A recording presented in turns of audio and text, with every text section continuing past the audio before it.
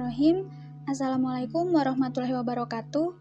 Perkenalkan, nama saya Desti Raidatullah Dewia.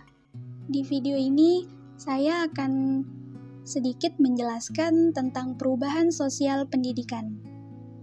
Perubahan sosial adalah bentuk peralihan yang merupakan tata kehidupan masyarakat yang berlangsung terus-menerus karena sifat sosial yang dinamis dan bisa terus berubah.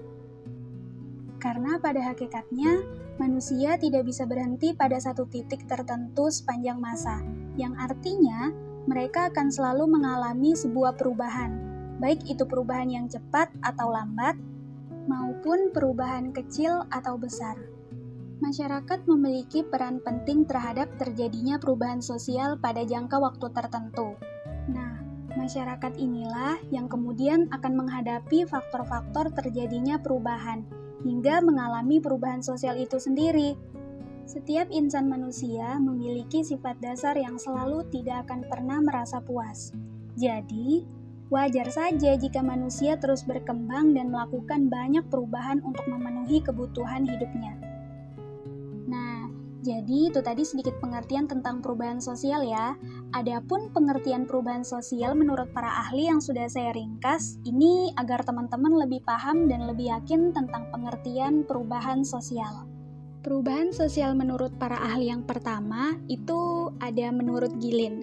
Gilin berpendapat bahwa perubahan sosial adalah cara hidup yang dipengaruhi oleh kondisi budaya material, kondisi geografis, komposisi penduduk, ideologi, dan area yang dipengaruhi oleh hasil penemuan baru. Yang kedua ada menurut William F. Ogburn. William berpendapat bahwa perubahan sosial adalah perubahan yang mencangkup unsur-unsur kebudayaan adun material maupun imaterial, yang menekankan keadaan pengaruh besar dari unsur-unsur kebudayaan material terhadap unsur-unsur imaterial. Jadi, dari pengertian-pengertian tersebut, dapat kita simpulkan bahwa perubahan sosial merupakan perubahan yang terjadi pada lembaga-lembaga kemasyarakatan dalam satu warga yang mempengaruhi sistem sosialnya, termasuk nilai-nilai sikap sosial dan pola perilaku di dalam satu masyarakat. Nah, sekarang kita masuk ke materi selanjutnya, yaitu dampak negatif perubahan sosial akibat perkembangan teknologi. Dampak perubahan sosial akibat perkembangan teknologi dari tahun ke tahun semakin meningkat. Salah satunya adalah smartphone. Semakin canggihnya smartphone, solidaritas antar individu juga akan semakin berkurang, yang mana ini bisa saya rasakan sendiri. Kenapa saya bilang ini bisa saya rasakan sendiri? Karena pada masa saya kecil dulu, begitu banyak permainan tradisional dan banyak banget teman dan kedekatannya tuh begitu erat. Namun, bisa kita lihat di zaman sekarang bahwa anak-anak kecil itu sudah diberikan handphone dan menggunakan game online.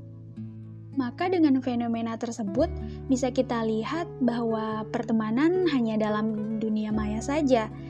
Bisa kita katakan yang dekat terasa jauh dan yang jauh terasa dekat. Kemudian adanya kecanggihan di dalam smartphone. Kecanggihan di dalam smartphone ini dapat berdampak pada pola pikir seseorang yang mana mengakibatkan mereka akan malas. Malas dalam hal berpikir maupun bertindak. Dalam era sekarang, para generasi milenial hanya ingin yang instan-instan saja.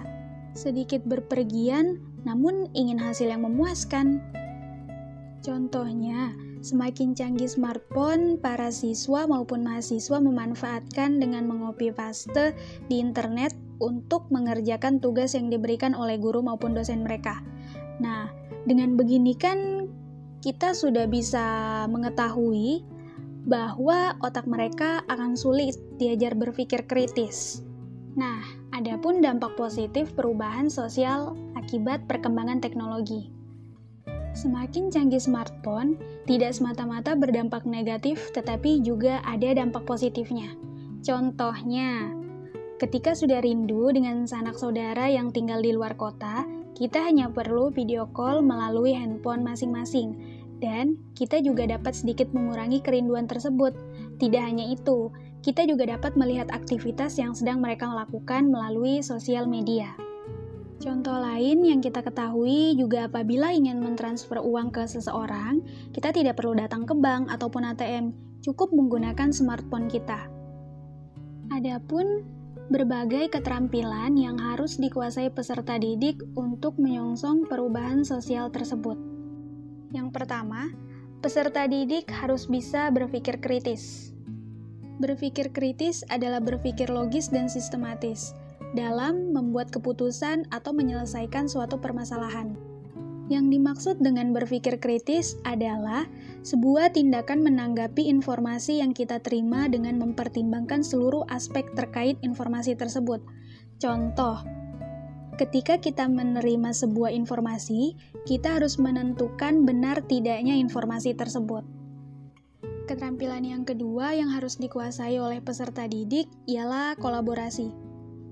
Kolaborasi adalah kemampuan untuk bekerja sama, saling bersinergi, beradaptasi dalam berbagai peran dan bertanggung jawab, bekerja secara produktif dengan yang lain, menempatkan empati pada tempatnya, dan menghormati perspektif yang berbeda.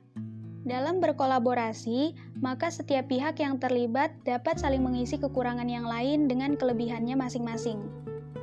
Yang ketiga adalah komunikasi. Komunikasi adalah kegiatan mentransfer informasi, baik secara lisan maupun tulisan. Komunikasi merupakan hal yang paling penting dalam peradaban manusia. Tujuan utamanya adalah mengirim pesan melalui media yang dipilih agar dapat diterima dan dimengerti oleh penerima pesan. Komunikasi dapat berjalan efektif jika pesan yang disampaikan oleh komunikator dapat diterima dengan baik oleh komunikan, sehingga tidak akan terjadi salah persepsi.